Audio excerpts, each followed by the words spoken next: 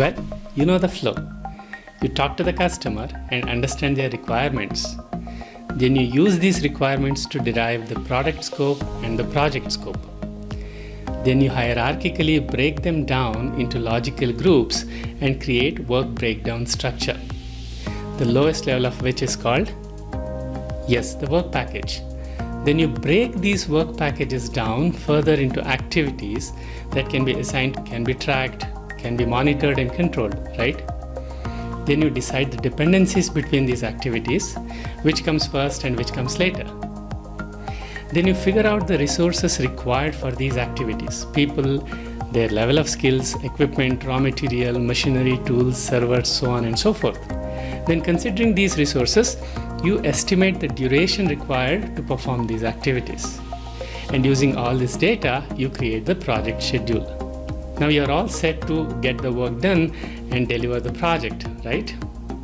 Well, let's see. Let's assume you work as a project manager for a company that builds bridges. And your project is to construct 2 small bridges across a stream that runs through the town. You have the project schedule ready, and the planned activity for today is to fix railings on bridge number 1. You drive to the site in the morning, you see that the workers have arrived, the railings are brought to the site, but the welding machine is not there yet. An hour later, there is still no sign of the welding machine. You call the production and they say that the only welding machine that they have is allocated to bridge number 2 today, which is across the town. So we have a problem. What could have been done to avoid this situation? Resource optimization, that is adjusting the start and finish date of activities to adjust the planned resource usage to be less than or equal to the resource availability. This is also a way of managing the supply and demand of resources needed for your project. There are 2 resource optimization techniques that we know: resource leveling and resource smoothing. Let's take a minute and understand each of these. Let's go back to our example of construction of bridges. The situation we are in is that the railing work on both these bridges is scheduled for the same day, and there is only one welding machine that is needed for both these activities. Resource constraint. The 2 railing work activities are scheduled in parallel.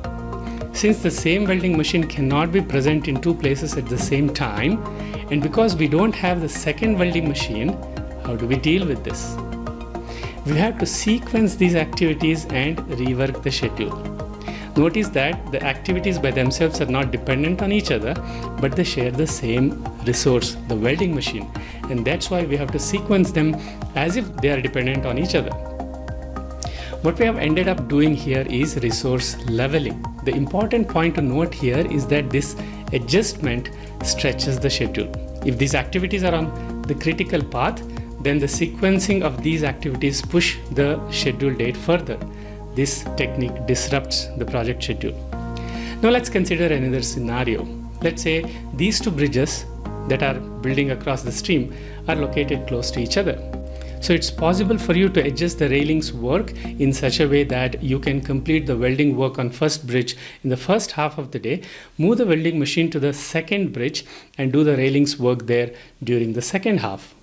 So you have essentially used the slack time of the resource, the welding machine, and used it to execute the railings work activity at both these bridges. So what you have essentially done here is resource smoothing.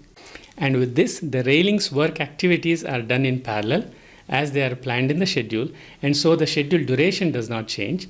The project end date does not change. Simple enough, right?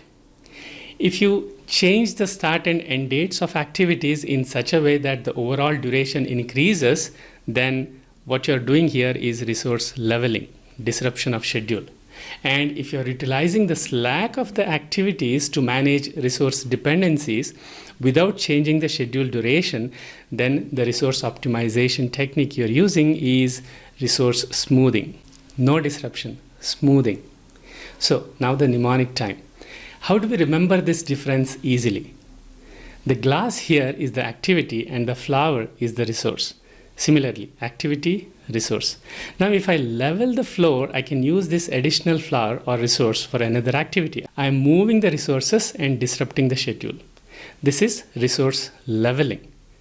The resource leveling disrupts the project schedule and can push the project end date. Now, if I shake this glass gently, I use these empty spaces in the glass, the activity slack, I am smoothing the resources. Resource smoothing does not disrupt the project schedule. And with that, you know the resource optimization techniques in a way that you won't forget for a long, long time.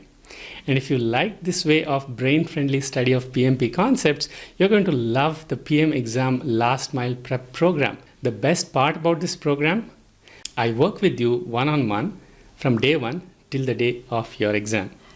Use the link below in the description and come join me. And while you are here, why don't you like this video, subscribe to my channel, and click the bell icon so that you can get notified the instant I upload the next PMP brain-friendly video. I'll talk to you soon.